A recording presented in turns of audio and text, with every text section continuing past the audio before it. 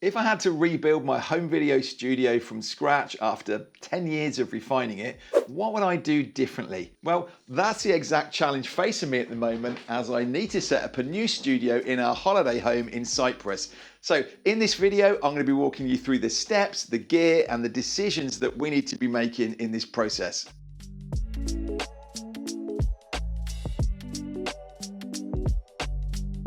So here we are, welcome to our holiday home in Cyprus. We're really pleased with what we've done with it so far. We like this very minimal, clean, bright look, and it's important that that comes through in the videos as well. Now you probably can hear straight away one of the big issues that we've got is acoustics, and that's definitely something that we're going to have to deal with, and we'll come to that a bit later on. Now, while I like the look of the sofa and things at that end of the room, this area is out of the way, and I think this has got to be our space for setting up and filming. But which angle are we going to shoot from? Now, I do like this angle of shooting across the room here and seeing a bit of depth, but it's going to mean that Rachel can't sit in here any of the time that I'm filming.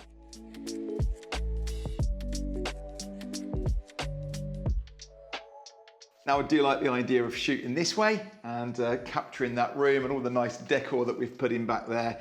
But firstly, we've got a window, so anything in daytime is going to be really hard to balance that out with. And also it means that Rachel, my wife, isn't going to be able to be in this room while I'm doing any filming. This way is definitely not an option. That's my least favorite part of the house. It's definitely not anything attractive to have back behind. And again, it's also eliminating that kitchen area and the front door if anything were happening while I was filming. So I think we need to stick with shooting to this nice plain wall behind us, and let's just set up there and see how we go. Now, I'm deliberately not wanting to back myself into that corner. I don't want, a major mistake is getting too close to a wall and creating shadows and having no depth behind me. So I'm pulling this forward. I've got still room in here that I can put my camera and my light in here. So for now, I'm going to see if we can go with that. In fact, I've got a line in the tiles. I'm going to try and stick to that and see if that will be the setup for this.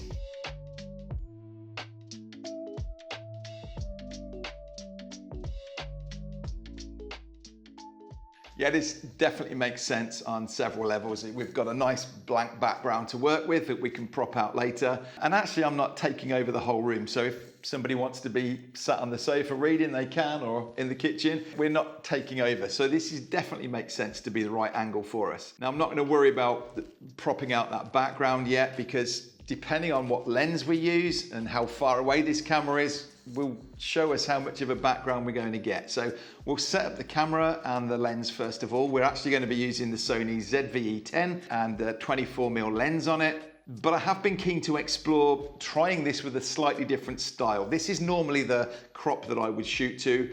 I'd like to get some of the desk and my hands in this shot. Something more like this. And I think because we've got a fairly plain background going on, having some wood in the shot's going to work nicely. And typically the issue here would be me having a screen right in front of me that I want the camera to come over the top of. Well, I'm not going to be really working at this space. This is more for me filming and doing these videos. So the worst, I might have a little laptop that I want to pull to the side of me, and still a good look, I think. Now, I think it's time for us to have a look at some lighting, and I think it's really important that we keep this nice, bright Mediterranean look going on in here. So we're going to put a big globe light in above me and see how good a job it does. Now, I appreciate right now we've got light coming in from a big bright window at the side, and typically out here in Cyprus we've got full skies, and that's not a big issue for me if I was going to be recording for an hour, to know that I've got some nice consistent lighting coming through. But we'll also pull those blinds down and we'll see what this is going to work like more of an evening. I've brought the Amaran 100XS that we use back in our home studio. So we're going to be using exactly the same light here. I love the way this works. We've got this globe that's always fun putting up, and just want to be able to create this big, bright, even light just thrown around in the room. So let's get this set.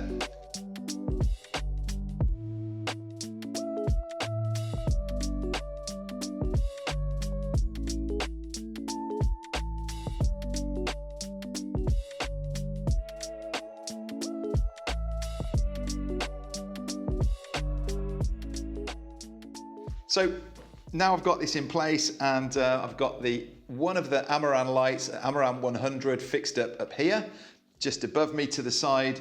And then on the opposite side, I'm using one of these Amaran tube lights, the T2C. And I've got an app here that will help me. I can turn them off completely, so you can see that the light has gone down. This is more what we would be, more of a time where we would be filming. And then I can turn these lights on, and you can see the differences between these. I just love being able to work with lights that are on the same system, working off of the same app, so I can actually control them and adjust the brightness up and down of them while I'm sitting here. That makes life so much easier. And this tube at the side of me, I'm balancing the color on them, and again, pushing that intensity. I'm balancing, trying to light the background, but I don't want too much spill onto me. So I think maybe about there is sitting right. It's really, with me on a black t-shirt as well, sitting in front of this, a great kind of silhouette cutting out against that back wall. So I think, yeah, our lights are in. Isn't it amazing how that one globe light there really does create a look here? In fact, let me just turn off that backlight. So you can see nearly all the work has been done from this. That really is just there to fill in and lighten up that back wall a bit, and again create that nice bright feel that we're after. And if you noticed, I'm actually working here. I've run a HDMI cable out of the camera into a cam link and then plugging it into here. And actually I'm sitting here, I've got a Zoom meeting up at the minute, and I'm just bringing it in, and instead of trying to look at a little camera back there, I can actually do it from this big screen and dial it in nicely like that. So I think the next thing we need to deal with is audio. So what microphone are we going to be using for this? We're going to be continuing using the Shure MV7. It's what I've got in my setup at home, and I love this microphone. The MV7 Plus is definitely the one I would prefer. I've got here the MV7 at the moment, and it will absolutely do the job for us. So let's see what it's like.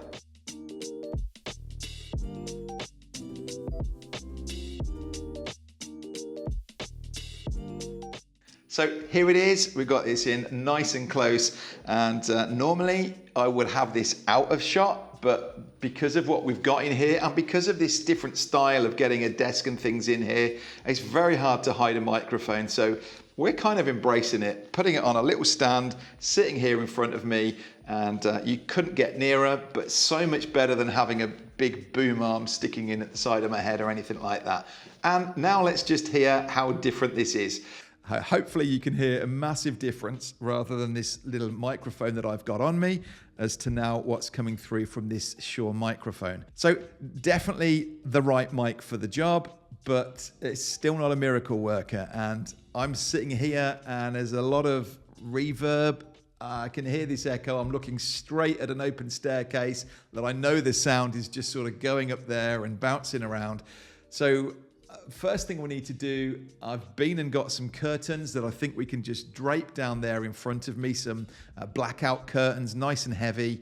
Let's have a listen to the difference that they make. And then we've also got a rug to go on the floor here.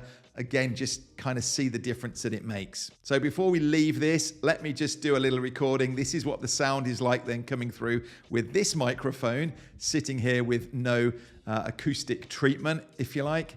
This is it also coming through from the wireless microphone, so you can hear the extreme and just how much this sound is bouncing around. And then let's make those changes and we'll record another little clip.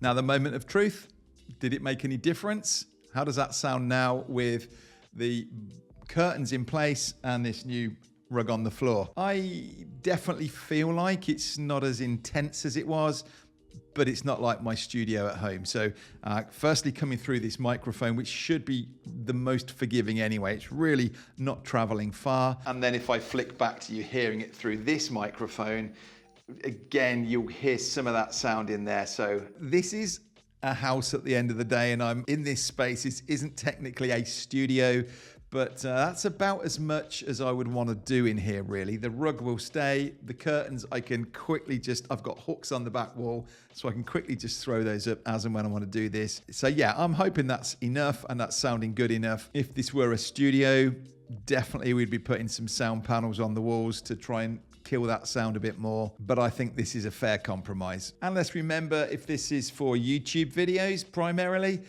that last little bit, we can tidy up in editing anyway. So now that's all the equipment sorted, the camera, the lights, the microphone, pretty simple setup really. All we've got to do is have a look at this back wall now. As I said when we first came into this room, I love this design in here. It's very bright, it's just a lot of white and some light wood, some foliage in here as well. And I want that really to come through into this. I don't want this space to all of a sudden need painting on the wall behind me. I want to keep this white in here. That's why we needed these bright lights to really stand out. This wood is carrying in here as well. So we need something quite subtle on the back wall. Now, when we put this living room together, I was all on Pinterest and I'd created a board on there. I'd got ideas and designs, and actually we've ended up really close to what I came up with. And so I went back to Pinterest again and we did the same thing. So let me just show you my board over here. So when we were sorting the living room out there, these were really the designs that were inspiring me. And you can see we brought the panels in very much. I like these panels, the effect of them. Deliberately didn't want to bring them into this shot because I've got them in my studio at home. Owen's got them in his videos, and we didn't want to be saying to customers that you have to have these panels really. So we've come away from that slightly. And so when I was looking at some ideas and inspiration for this, I was really liking these different bookshelves and things. Just these, the floating shelves that just hang there with a very simple, minimal, like this one in particular. Just, you know, not a lot on there, just really simple. And but I think that looks beautiful. And so that was my thinking. Could I hang something like this on the wall behind me that would, bearing in mind when this is all taken away, will it work and actually look nice and part of the living room anyway? I do have a lovely fake banana plant in the corner of the room over there, so he's definitely going to be making an appearance, and I think we could stand it in back here. This is all part of the reason I wanted to get this table as far away from the wall as possible. Yes, I can touch back there. I might even be able to push this a little bit further yet. But let's see what this looks like. So we've got a plant to go this side and hopefully some shelves over here. Now, I'm not the best at DIY, but let's see how we get on with putting some shelves in. Now, what I would say is if you're setting up anything like this, my laptop would be out of shot. First thing I'd want to do is to just see where the corners of this shot are going to be. If this is what I've decided we're settling with, and I'm happy with this, then I think let's just mark out where are the edges. This is why you don't go putting shelves and things up before you've got to this stage. So let me get a bit of tape and we'll just see where these edges come, or probably some Post-it notes actually. Now, unfortunately, I've only got yellow Post-it notes, so they're not standing out great for you, but they're just on the edges, slightly out of shot hopefully, and it just frames it up so I can stand back, have a look at that wall and go, yep, that's what I'm working with. Now, I mentioned earlier that about not having this slatted wall in. And I'm also thinking, if I'm going to put some shelves over this end, does it make sense for me to put the shelves right into the corner? And could I potentially then have two different sets? One of them that I could just slide everything this way, and I've got some shelves and my plant. And then if I slide everything this way, I've got my slatted wall and my plant over this side. I reckon that could work. Let me show you what I'm meaning. That's with the slatted wall and the plant. And then I can show you the other one when we shoot it with the shelves and no slatted wall.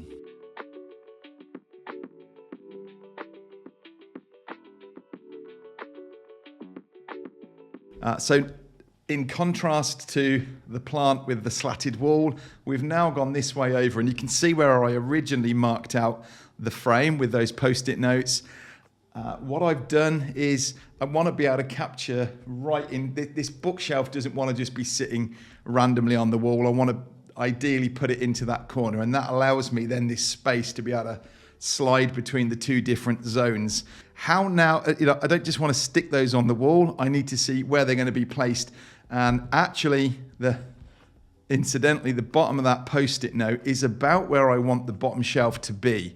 So what I'm going to do is just use a bit of masking tape to put a line on there, the width of the shelf, and let's just see if we can mock it up, because I don't just want to put them on the wall and then find that they're sitting too high or too low, because it's surprising actually how low this is to be in shot. So let's have a go at that and see. Like I said, I think that the bottom of that Post-it note is where we're starting.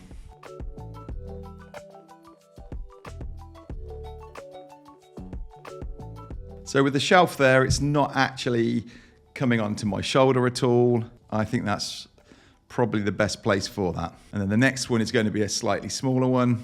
So it's just going off on a kind of angle there. Let's see.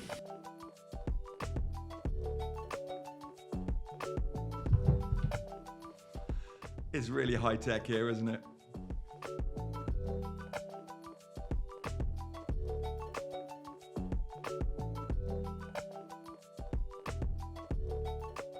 I reckon that'll work well.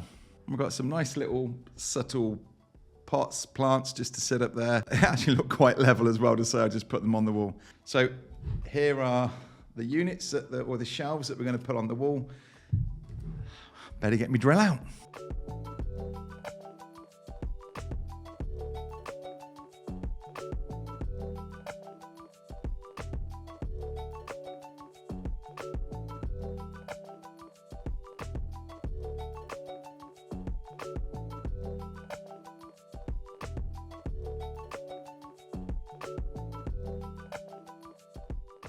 This is the other option then, with the plant on this side and then the new shelves in. And I love this idea that I've got these two different sets that I can work between, the wood panels or back over to here. And I think that's been a job well done. Really enjoyed that. Struggling a little bit deciding what to put on the shelves, and knowing me, will no doubt change this up as we go forwards. But hey, that's the fun in it. And what do you think? Tweaking our lighting in a little bit. So we've got the main light here. And again, let me just demonstrate that back to you. That's with nothing, just to show you that we're in darkness. And then we've got the main Amaran 100, and then this little one off to the side that you can just see is just throwing in some light to the side of me there. And I think that works really well.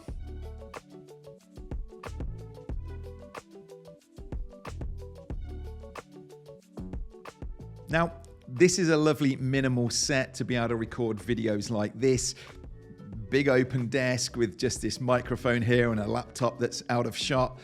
But it's not really a place that I can work from. And if your studio is also your workstation, why don't you check out this video next to discover the 5 home studio upgrades that I couldn't live without.